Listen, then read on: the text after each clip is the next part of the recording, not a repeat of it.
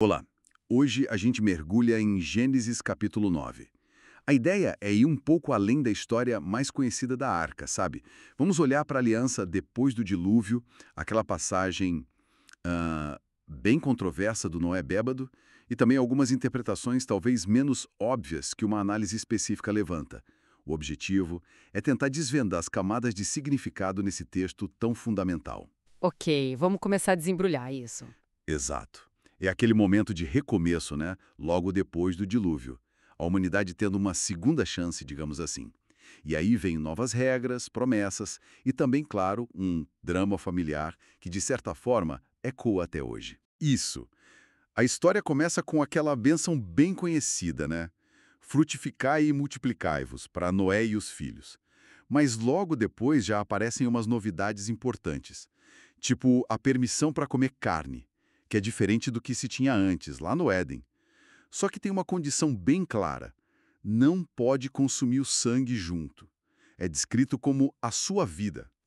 Muita gente vê isso como o início de um código moral universal, né? É. E o interessante aqui, assim, é notar que são regras para toda a humanidade que estava recomeçando ali. Bem antes da lei mosaica, que veio depois especificamente para o povo de Israel. Isso é diferente, por exemplo, das leis do Cachute, as leis alimentares judaicas, que são bem mais detalhadas. E também é curioso pensar como essa permissão para comer carne, mesmo com a restrição do sangue, se relaciona com visões espirituais posteriores que, muitas vezes, desencorajam o consumo. Ah, e um ponto importante aqui, não parece ter aquela ideia de predestinação, tipo calvinismo ou arminianismo, sabe? A aliança e as regras são para todos ali naquele momento, universais mesmo. Falando em aliança, a gente chega na famosa promessa de Deus de nunca mais destruir tudo com água, né? E o sinal é o arco-íris.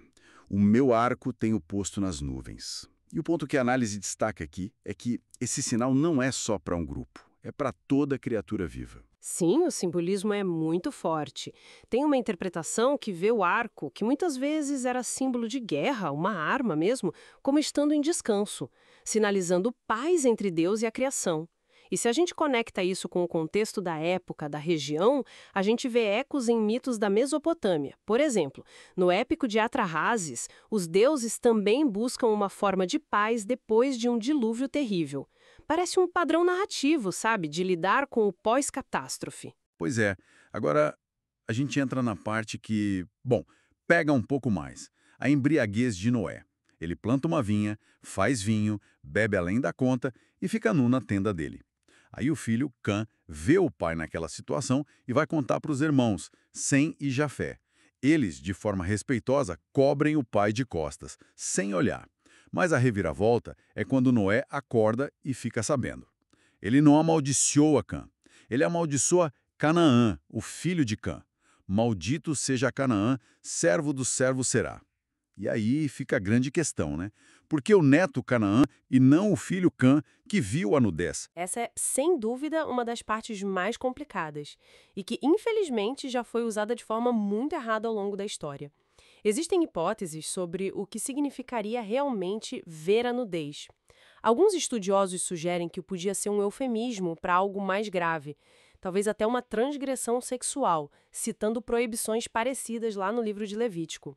Mas é fundamental, assim, fundamental mesmo ressaltar que a análise que temos rejeita totalmente usar isso para justificar racismo. Isso está completamente fora do contexto original.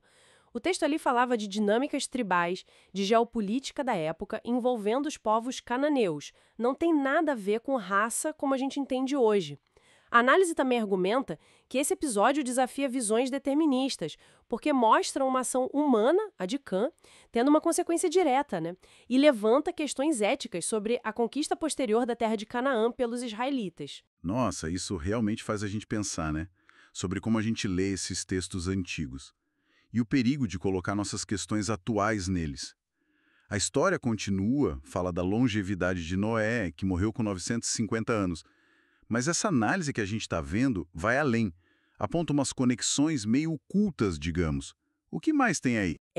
Exploram-se alguns paralelos fora da Bíblia. Já falamos da epopeia de Gilgamesh, né? Outro relato da Mesopotâmia com um sobrevivente de dilúvio.